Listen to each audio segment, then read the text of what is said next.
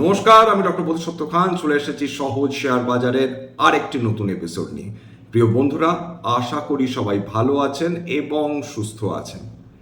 বিগত দুদিন ধরে বাজার প্র্যাকটিক্যালি বিনিয়োগকারী অর্থাৎ শর্ট টার্ম বিনিয়োগকারী এবং ট্রেডার্সদের ঘোল খাইয়ে ছেড়েছে। অর্থাৎ ৩রা অগস্ট এবং আজকের 4th অগস্ট, এই দুটো দিন ট্রেডার্সরা প্র্যাকটিক্যালি বুঝতে পারছে না হচ্ছেটা কি। বিগতকাল ঠিক শেষ মিনিটে হঠাৎ করে নিফটিতে প্রায় 200 পয়েন্ট উত্থান। আজকে সারা দিন ধরে নিফটি প্রায় 300 পয়েন্টের বেশি পতন নিয়ে চলছিল। হঠাৎ লাস্ট মিনিটে নিফটি প্রায় 150 পয়েন্ট রিকভার করে যায়। প্রশ্নটা হচ্ছে চলছেটা কি? এর পেছনে একটি কারণ রয়েছে।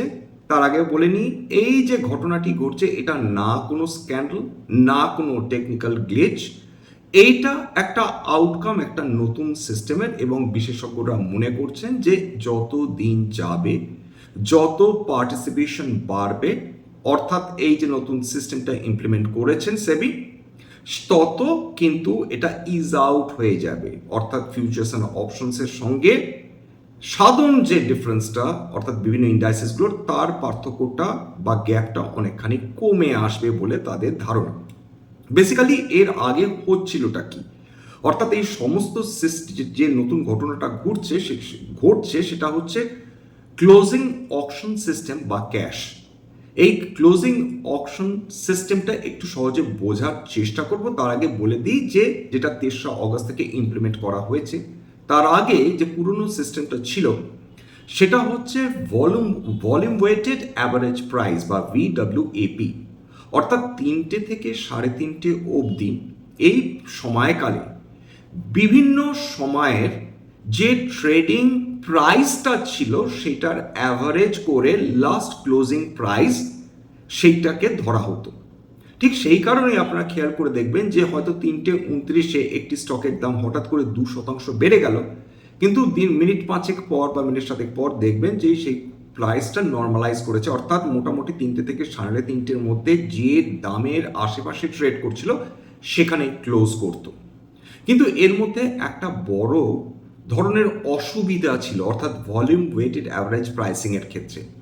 এবং মনে রাখতে হবে যে বড় বড় বা ডেভেলপ যে মার্কেটসগুলো রয়েছে, সেটা যদি বিভিন্ন সূচকের কথা বলেন, সেটা ইউনাইটেড স্টেটস বা আমেরিকার যে মার্কেটগুলো বা সূচকগুলো অথবা ইউনাইটেড কিংডমের যে সূচকগুলো, তারা অলরেডি এই ভলিউম ওয়েটেড অ্যাভারেজ প্রাইসের যে মেকানিজম সেটাকে তারা বহুদিন আগে তারা সেটাকে সরিয়ে দিয়েছে, রিপ্লেস করেছে এই যে নতুন যে সিস্টেমটা ইন্ট্রোডিউস করা হলো ভারতীয় শেয়ার বাজারে, অর্থাৎ ক্লোজিং অকশন সিস্টেম, তার মাধ্যমে। অর্থাৎ এই মুহূর্তে ভারতবর্ষ অ্যাট পার হয়ে রয়েছে বিশ্বের অন্যান্য মার্কেটের সঙ্গে। অর্থাৎ তাদের যে ক্লোজিং মেকানিজম আর ভারতবর্ষের যে ক্লোজিং মেকানিজম সেটা এই মুহূর্তে প্র্যাকটিক্যালি এক হয়ে গিয়েছে। এইবার চলে আসি ক্লোজিং অকশন সিস্টেম ব্যাপারটা কি। আগের যে সিস্টেমটা ছিল অর্থাৎ VWAP, তাতে যে সবচেয়ে বড় সমস্যা ছিল সেটা হচ্ছে যে শেষ মুহূর্তে আর শেষ কয়েক মিনিটে যদি কোনো ট্রেডার, সেটা সাধু উদ্দেশ্যেও হতে পারে, সেটা অসাধু উদ্দেশ্যও হতে পারে, যদি তারা একটা বড় ভলিউমের অর্ডার প্লেস করতেন, বড় বড় স্টকের ক্ষেত্রে সেই প্রাইস মুভমেন্টটা হতো বা ভলিটিলিটিটা হয়তো অতটা চোখে পড়তো না। কিন্তু মাঝারি গোছের শেয়ার, মিড ক্যাপ বা স্মল ক্যাপের ক্ষেত্রে বা এমন কিছু ফিউচার্স অ্যান্ড অপশনসের অন্তর্গত স্টকসগুলো, সেখানেও যদি অত্যন্ত বড় মানের বা বড় মাপের একটি ভলিউম বা একটি অর্ডার সেটাকে যদি প্লেস করা হতো, তখন কিন্তু হঠাৎ করে দেখা যেত প্রাইসের মধ্যে দারুণ অসঙ্গতি চলে আসছে। একটা নির্দিষ্ট প্রাইসে হয়তো কয়েক ঘন্টা ধরে ট্রেড করছিল, হঠাৎ করে দেখা গেল সেটা মাত্রা ছাড়া দাম বৃদ্ধি পেল বা মাত্রা ছাড়া দাম কমে গেল। এরপর যেটা ঘটতো যে হয়তো কয়েক সেকেন্ড আগে যিনি এই বড় ট্রেডটা অর্ডার করেছিলেন সেটাকে ক্যান্সেল করে দিলেন। তার ফলে যেটা দাঁড়াতো যে যারা সাধারণ রিটেল ইনভেস্টার্স, না এটা রিটেল ইনভেস্টার্সদের কাজ ছিল না, এইটা হয়তো বা খুব বড় বড় ট্রেডার্স যারা ছিল, আবার বলছি সাধু বা অসাধু উপায়ে, তারা এই ধরনের কিন্তু ট্রিগার করে অর্থাৎ অর্ডার প্লেস করে তারা কিন্তু ট্রিগার করতেন প্রাইস ভলিটিলিটি। সেইটা এই নতুন যে ক্লোজিং অকশন সিস্টেম সেখানে সম্পূর্ণভাবে বন্ধ হয়ে যাবে।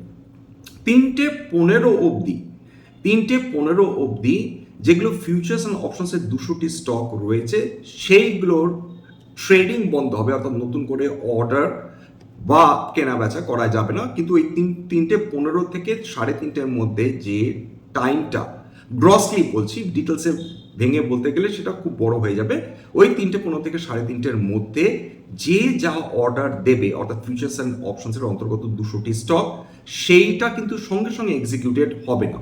বিভিন্ন স্টক এক্সচেঞ্জগুলো বিভিন্ন অর্ডার্সগুলো কারেক্ট করবে, বাই সাইড এবং সেল সাইড দুটো। এইবার যেটা করা হবে, ম্যাচ করা হবে, অর্থাৎ কিছু মানুষ, তর্কের ক্ষেত্রে ধরছি যে একটা স্টক ABC, এবার ABCর ধরুন একটা দামে ট্রেড করছে, 100 টাকায় ট্রেড করছে। এবার কিছু মানুষ যারা বিক্রি করতে চাইছেন তারা 101 টাকায় বিক্রি করতে চাইছেন, কেউ 102 টাকায় বিক্রি করতে চাইছেন। আবার যারা সেল করতে চাইছেন তারা হয়তো 103 টাকা বা 104 টাকায় সেটাকে সেল করতে চাইছেন। এইবার যেটা দেখা যাবে যে প্রাইসটাতে ম্যাক্সিমাম অর্ডার লাগানো হবে, অর্থাৎ বাই সাইড এবং সেল সাইড দুটোর দিকে, তর্কের ক্ষেত্রে দেখা গেল যে অনেক মানুষ তারা 102 টাকাতে সেল করতে রাজি আছেন, অনেক মানুষ 102 টাকাতে বাই করতে রাজি আছেন। সেক্ষেত্রে ওই 102 টাকাটাকেই লাস্ট ক্লোজিং প্রাইস হিসাবে অ্যাকসেপ্ট করা হবে এবং সেটাকে ধরা হবে যে ইকুইলিব্রিয়াম প্রাইস। এই হচ্ছে ঘটনা। এইবার যেটা দাঁড়াচ্ছে যে তাহলে শেষ মুহূর্তে এত ভোলেটিলিটি হচ্ছে কেন, তার কারণ যেটা দাঁড়াচ্ছে যে এখনো এই যে ক্লোজিং অকশন, এখানে পার্টিসিপেশন খুব কম হচ্ছে আপাতত, কারণ মানুষ এখনো সিস্টেমটার সঙ্গে সরগর হওয়ার সময়টুকু পাননি। সুতরাং আপাতত এই ধরনের ভোলেটিলিটি আর বেশ কয়েকদিন থাকবে বলে বিশেষজ্ঞদের ধারণা। যে মুহূর্তে পার্টিসিপেশন বাড়বে, অর্ডার মানে বাই সেল বাঁ দিকে বলুন বা ডান দিকে বলুন দুটোই, যখন আপনার মোরালেস ভলিউম বাড়বে, তখন যে ডিফারেন্সটা আপনারা দেখতে পাচ্ছেন, হঠাৎ করে নিফটির দাম 1,00,000-150 পয়েন্ট বা 1,00,200 পয়েন্ট বৃদ্ধি পেয়ে যাচ্ছে, সেইটা আস্তে আস্তে সেই ভোলেটিলিটিটা থাকবে না বা সেই ভোলেটিলিটিটা কমে যাবে বা প্রাইস ডিফারেন্সিয়ালটাও অনেকটা কমে আসবে। শুধু তাই না, এইবার এখনো অবধি এই যে এটা হচ্ছে ফেজ 1, অর্থাৎ ক্যাশের ফেজ 1 চলছে, যেখানে কেবলমাত্র এই 200টি স্টক। এরপর কিন্তু যে অর্ডিনারি স্টকসগুলো, অর্থাৎ যেগুলো ফিউচার্স অ্যান্ড অপশনসের আওতায় নেই, সেইগুলোর ক্ষেত্রে কিন্তু এখনই ক্যাশ ইমপ্লিমেন্টেড হচ্ছে না। তাদের কিন্তু এখনো ওই ভলিউম ওয়েটেড অ্যাভারেজ প্রাইস দিয়েই কাজটা চলতে থাকবে, কারণ ফেজ বাই ফেজ সেবি তারা দেখে নেবেন যে এই সিস্টেমটা প্রপারলি ফাংশন করছে কিনা। অন্যদিকে ফিউচার্স অ্যান্ড অপশনসের ক্ষেত্রে সেটা চলবে কিন্তু 3:40 অবধি। ঠিক এই কারণেই আপনারা দেখতে পাচ্ছেন যে গোটা ব্যাপারটায়, অর্থাৎ গোটা বাজারটার মধ্যে কিরকম একটা কিম্ভূতকিমাকার একটা ব্যাপার চলছে। সুতরাং যারা ট্রেডার্স, বিশেষ করে যারা কল রাইটার্স বা পুট রাইটার্স, তারা দুজনেই মারাত্মক কিন্তু ক্ষতিগ্রস্ত হওয়ার মুখে রয়েছেন। পার্টিকুলারলি বিশেষ করে এক্সপায়ারি দিনগুলোতে তাদের পক্ষে কিন্তু এই সাংঘাতিক ভোলেটিলিটিটা মেনে নেওয়াটা কষ্টকর। এরকম বহু ট্রেডার্স রয়েছেন, অসংখ্য ট্রেডার্স রয়েছেন যারা নিশ্চিন্তভাবে আজকের বহু লক্ষাধিক কোটি টাকা লস করেছেন কেবলমাত্র এই ভোলেটিলিটির কারণে। যদি কল অপশন দেখেন বা পুট অপশন দেখেন, সেখানে কিন্তু এই হঠাৎ করে ভোলেটিলিটিটা তাদের মারাত্মক বিপদে ফেলে দিয়েছে। সুতরাং যারা কল এবং পুট অপশন নিয়ে ট্রেড করেন বা যারা ফিউচার্সে ট্রেড করেন, তাদেরকে কিন্তু অধিকতর সতর্কতা নিয়ে কাজ করতে হবে, এইটুকুনি বলা যেতে পারে। ব্যক্তিগতভাবে আমি ফিউচার্স অ্যান্ড অপশনস বা কল এবং এই ফিউচার্স অ্যান্ড অপশনসের ইদার ফিউচার্স বা অপশনস কোনোটাই আমি নিজে ইনভলভ নয়, আমি অর্থাৎ ট্রেড করি না, আমি লং টার্ম ইনভেস্টার। কিন্তু এটা আপনাদের জানিয়ে রাখলাম, যারা এই ব্যাপারে জানতে আগ্রহী তাদেরকে এইটুকুনি বলে রাখলাম। ঠিক সেই কারণেই যে আজকের দিনে খেয়াল করে দেখুন যে আজকের দিনে নিফটির সাপ্তাহিক এক্সপায়ারি ছিল। এমন কোনো কারণ ছিল না, আবার রিপিট করছি, এমন কোনো কারণ ছিল না যার ফলে বাজারের সাংঘাতিকভাবে পতন আসতে পারে। কোনো কারণ ছিল কি? কারণ বিগত কালই আপনারা তেলের দামে প্রায় 5-6% অবধি পতন দেখে ফেলেছিলেন। আজকের যখন আলোচনা করছি তখন ইতিমধ্যেই কিন্তু ক্রুড অয়েলের দাম 5% পুনরায় পতন হয়েছে, সেটা $77 নিচে নেমে এসছে এবং ব্রেন্ট ক্রুড প্রায় $80 কাছাকাছি ট্রেড করছে। অর্থাৎ ভারতের অর্থনীতির জন্য দুর্দান্ত খবর। কেন? তার কারণটা খুব ক্লিয়ার। আমেরিকার যিনি ট্রেজারি সেক্রেটারি স্কট বেসেন্ট তিনি বলছেন হয় আজকের বা কালকের মধ্যে আমরা ইরানের সঙ্গে ডিল সম্পূর্ণ করব। বিশ্বাস বা অবিশ্বাস পরের কথা, কিন্তু স্কট বেসেন্ট যেহেতু বলছেন, ডোনাল্ড ট্রাম্প যেহেতু বলছেন যে শান্তি আসতে চলেছে, শান্তি আসবেই, আমরা যুদ্ধ বন্ধ করে দিয়েছি, যেটা আমেরিকার ক্ষেত্রে বলা হয়েছে এবং তারা সেটা এক্সিকিউট করেছে, তারা ফার্দার আর ইরানকে আক্রমণ করছে না। তার ফলে পৃথিবী একটা বিশ্বাস পেয়েছে যে হয়তো স্টেবিলিটি আসতে চলেছে। ওমানও বলছে যে হ্যাঁ আলোচনা চলছে, কাতারও বলছে আলোচনা চলছে, ইরান বলছে না না এরকম কোনো সরাসরি আলোচনা আমরা আমেরিকার সঙ্গে করছি না। তার মানে যেটা বোঝা যাচ্ছে, কিন্তু তার সত্ত্বেও তেলের দাম যে পড়ছে তার মানে কোথাও না কোথাও ভেতরে একটা নেগোসিয়েশন চলছে এবং এই তেলের দাম দারুণভাবে পড়ে যাওয়া এক। 2 নম্বর যেটা দাঁড়াচ্ছে যে আজকের ডলার সেটা টাকার তুলনায় ফার্দার দুর্বলতা দেখিয়েছে, 95 টাকা 20 পয়সা প্রতি ডলার ট্রেড করছিল, সেটা ভারতবর্ষের জন্য নিঃসন্দেহে ভালো খবর। 3 নম্বর ভালো খবর, লাগাতার এফআইআই বাইং চলছে, অগস্টেও তারা বাই করে চলেছেন। 3রা অগস্টের লাস্ট ডেটা পাওয়া অবধি ফরেন ইনস্টিটিউশনাল ইনভেস্টার্সরা ক্যাশ মার্কেটে প্রায় 950 কোটি টাকার নেট বায়ার্স ছিলেন। অর্থাৎ এফআইআইসরা ধীরে ধীরে ভারতীয় শেয়ার বাজারে ফিরছেন। এটা নিঃসন্দেহে একটা পজিটিভ অবশ্যই ডেভেলপমেন্ট, এ ব্যাপারে কোনো সন্দেহ নেই। তার মানে তেলের দাম কমে গেল, পজিটিভ ডেভেলপমেন্ট। ডলার টাকা তুলনায় দুর্বল হলো, পজিটিভ ডেভেলপমেন্ট। এছাড়া ভারতীয় শেয়ার বাজার সেটা এআই দ্বারা এফেক্টেড নয়, এশীয় বাজারগুলো এআই এর ভলিটিলিটি নিয়ে এফেক্টেড। সুতরাং এশীয় বাজারগুলো দুর্দান্ত ভলিটিলিটি ভারতবর্ষকে আপাতত ছুঁতে পারছে না, এটা ভারতবর্ষের জন্য একটা পজিটিভ ডেভেলপমেন্ট। ফার্দার আমরা যে আমাদের যে প্রত্যাশা রয়েছে এইটা আমরা ভুলে গেছি হয়তো, কিন্তু এটা খুবই সম্ভব যে ভারতবর্ষ এবং ইউনাইটেড স্টেটস তারা কিন্তু দ্বিপাক্ষিক চুক্তি আজ না হয় কাল করবে। এবার সেটা নভেম্বরের আগে করবে, অর্থাৎ মিড টার্ম ইলেকশন, আমেরিকাতে মিড টার্ম ইলেকশনের আগে করবে, নাকি মিড টার্ম ইলেকশন দেখে ভারতবর্ষ চুক্তি করবে, সেইটা একটা বড় প্রশ্ন এর সঙ্গে থেকে যাচ্ছে। এইটুকুন নিশ্চিন্ত থাকুন যে ভারতবর্ষ খুব একটা তাড়াহুড়ো করতে ডেফিনেটলি চাইবেন না। যদি মিড টার্ম ইলেকশনে ট্রাম্পের পরাজয় ঘটে সেক্ষেত্রে ভারতবর্ষের হাতে অনেক সুযোগ চলে আসবে। শুধু ভারতবর্ষ খুব তাড়াহুড়ো করে এই বিজনেস এগ্রিমেন্ট করবেন এমনটি নয়। এবং ভারতবর্ষকে চাপে রাখতে আমেরিকা খুব স্বাভাবিকভাবে তাদের হাতে যে তাসগুলো রয়েছে তারা খেলতে পারে। তারা রাশিয়ার তেলের ওপর স্যাংশন বসাতে পারে, ইরানের তেলের ওপর স্যাংশন বসাতে পারে, চায়না বা রাশিয়ার সঙ্গে ব্যবসার ক্ষেত্রে ভারতবর্ষের ওপর চাপ আসতে পারে এবং নানাভাবে ভারতবর্ষকে হয় অপমান করে, ভারতবর্ষের মাননীয় প্রধানমন্ত্রীকে অপমান করে বা ভারতবর্ষের মধ্যে অভ্যন্তরীণ নানা ধরনের ঘটনা ঘটিয়ে প্রবলেমেটিক এরিয়াস চিহ্নিত করে আমেরিকা ভারতবর্ষকে ডিস্টার্ব করার চেষ্টা করতে পারে একটা ইন্টেনশন নিয়ে, সেটা হচ্ছে ভারতবর্ষ যাতে চাপে পড়ে এই দ্বিপাক্ষিক চুক্তি সই করে। যাক, ভারতবর্ষের আজকের মার্কেটটা একটু বুঝে নেওয়ার চেষ্টা করি। আজকের মার্কেটে আপনারা যদি খেয়াল করে দেখেন যে আজকের মার্কেটে যে পতন হলো, এক তো ছিল এক্সপায়ারি, বিগত 4 দিন ধরে বাজার লাগাতার উত্থান দেখছিল, ফলে হতে পারে আজকে ট্রেডার্সরা বা শর্ট টার্ম বিনিয়োগকারীরা তারা প্রফিট বুকিং করেছেন। নিফটি অপেক্ষাকৃত বেশি পতন দেখেছে, সেন্সেক্স মোরালেস স্টেবল ছিল, এটা একটা কারণ। 2 নম্বর, আগের দিনই আলোচনা করেছিলাম যে রিজার্ভ ব্যাঙ্ক অফ ইন্ডিয়া তারা 3রা অগস্ট থেকে তারা মনিটারি পলিসি কমিটির মিটিং শুরু করে দিয়েছে। 5ই অগস্ট আমাদের মাননীয় আরবিআই এর গভর্নর তিনি ঘোষণা করবেন যে রেপো রেট নিয়ে তার সিদ্ধান্ত কি। যদি রেপো রেট তিনি বৃদ্ধি করেন তাহলে বাজার কিওটিক কন্ডিশনের মধ্যে ঢুকতে পারে, বাজার নেগেটিভ টেরিটরিতেও ঢুকে যেতে পারে, এই ব্যাপারে সন্দেহ নেই। কিন্তু বিগত 2 দিন ধরে যেভাবে তেলের দামে ধস নেমেছে তাতে ইনফ্লেশন জনিত ভীতি বেশ খানিকটা কমে গিয়েছে নিঃসন্দেহ। সুতরাং সেক্ষেত্রে সেটা আরবিআই সিদ্ধান্তকে প্রভাবিত করবে কিনা ইন আ পজিটিভ সেন্স সেটা আমাদের দেখে নিতে হবে, কিন্তু মার্কেট একটু ভয়ের মধ্যে ডেফিনেটলি ছিল। সুতরাং এটা হতে পারে যে তারা এই এমপিসি মিটিং এর ফাইনাল আউটকামের আগে তারা কোনো রিস্ক নিতে চায়নি, তারা হাতে থাকা শেয়ার তারা বিক্রি করে দিয়েছে, হয়তো কালকে তারা নতুন করে পজিশন নেবে। এক, এক্সপায়ারি ছিল, 2 নম্বর এমপিসির মিটিং এর ওভারহ্যাং অবশ্যই রয়েছে।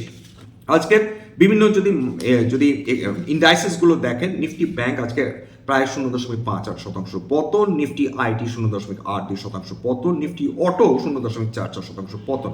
ক্যাপিটাল গুডস আজকে প্রায় 1%-এর কাছাকাছি উত্থান দেখেছে।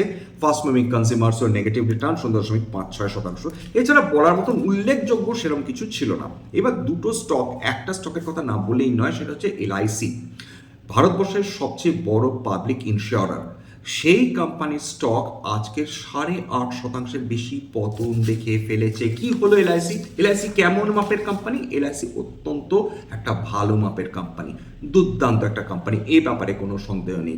এলআইসি কি চড়া দামে বিক্রি করছে? উত্তর হচ্ছে চড়া দামে তো মোটেই বিক্রি করছে না। এই স্টক রিজনেবলি চিপ বলা যেতে পারে।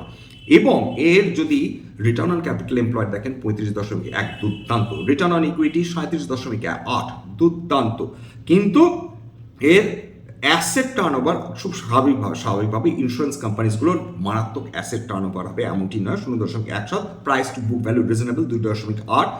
5 লক্ষ কোটি টাকার কোম্পানি আজকে 8.5% যে পতন এসেছে, এইখানে একটা জিনিস মাথায় রাখতে হবে, কিন্তু এই এলআইসির অধিকাংশ স্টক 96% প্র্যাকটিক্যালি, সেই 96% স্টক কিন্তু ভারত সরকারের হাতে। অর্থাৎ ফ্রি ফ্লোট বলতে প্র্যাকটিক্যালি কিচ্ছুটি নেই। মানে না রিটেল ইনভেস্টার্সদের হাতে কোনো স্টক আছে, না ফরেন ইনস্টিটিউশনাল ইনভেস্টার্সদের হাতে কোনো স্টক আছে, না ডোমেস্টিক ইনস্টিটিউশনাল ইনভেস্টার্সদের হাতে স্টক রয়েছে। সেবির ম্যান্ডেট অনুযায়ী ভারত সরকার বাধ্য সেটাকে 90% কমিয়ে আনতে, অর্থাৎ তাদের স্টেক হোল্ডিং, নইলে ফ্রি ফ্লোট ছাড়া একটা কোম্পানির সে প্রাইস ডিসকভারি প্রপারলি হওয়ার সম্ভাবনাটা খুব বেশি ডিফিকাল্ট। এইবার ভারত সরকার সিদ্ধান্ত নিয়েছেন যে তারা 6.5% তাদের স্টেক তারা এলআইসিতে বিক্রি করতে চলেছেন, এবং তার ফলে যেটা দাঁড়াচ্ছে, তাদের এই বিক্রিটা যদি সম্পূর্ণ হয়, যেটা ডেফিনেটলি হওয়ার সম্ভাবনা বেশি, প্রায় 3.5 গুণ ওভার সাবস্ক্রাইব হয়েছে তাদের অফার ফর সেল, এই যে তারা তাদের যে স্টেক তারা বিক্রি করতে যাচ্ছেন, এবং তারা এক্সিস্টিং প্রাইসে অর্থাৎ বিগতকালের ক্লোজিং প্রাইসের 10% নিচে ডিসকাউন্টে তারা এই শেয়ারসটা বিক্রি করছেন। এর ফলে স্বাভাবিকভাবে যা হওয়ার ছিল 8.5% অলরেডি কিন্তু আজকের পতন দেখে ফেলেছে। কিন্তু এর মানে এটা নয় যে এলআইসি শেয়ার মানে সরকার শেয়ার বিক্রি করছে কারণ কোম্পানিটা খারাপ। কোম্পানিটা খারাপ তো কোনোভাবেই না। যে কোম্পানির প্রত্যেক কোয়ার্টারে 10,000 কোটি টাকার উপর প্রফিট, অ্যানুয়ালাইজ প্রায় 40,000 কোটি টাকার উপর প্রফিট, সেই কোম্পানি আর যাই হোক খুব ডেফিনেটলি কখনোই খারাপ কোম্পানি হতে পারে না, বুঝতেই পারছেন। কিন্তু এই কোম্পানির একটাই ওভারহ্যাং রয়েছে যে অত্যাধিক স্টকস, যদি সবটাই প্রায় পুরোটাই যদি প্রমোটার অর্থাৎ এখানে সরকারের হাতে থাকে, সেক্ষেত্রে কিন্তু স্টক প্রাইস সেইটা ফার্দার কিন্তু খুব একটা বেশি ইন্টারেস্ট সৃষ্টি করবে না ডিআইআই, এফআইআই বা রিটেলদের ক্ষেত্রে। এই ক্ষেত্রে সরকারকে ডেফিনেটলি একটা পিরিয়ড অফ টাইমে সেইটা কমিয়ে 75%-এ নিয়ে আসতে হবে। সুতরাং এলআইসির মতন স্টক বা সরকারি যে স্টকসগুলো যেখানে সরকারের অংশীদারিত্ব 75%-এর বেশি রয়েছে, ইনভেরিয়েবলি এক পিরিয়ড অফ টাইমে সেখানে 75%-এ সরকারকে নিয়ে আসতে হবে, এবং তার জন্য সরকারকে দফায় দফায় এলআইসির মতন পিএসইউ কোম্পানিজগুলোতে তাদের স্টেক সেল করে যেতে হবে।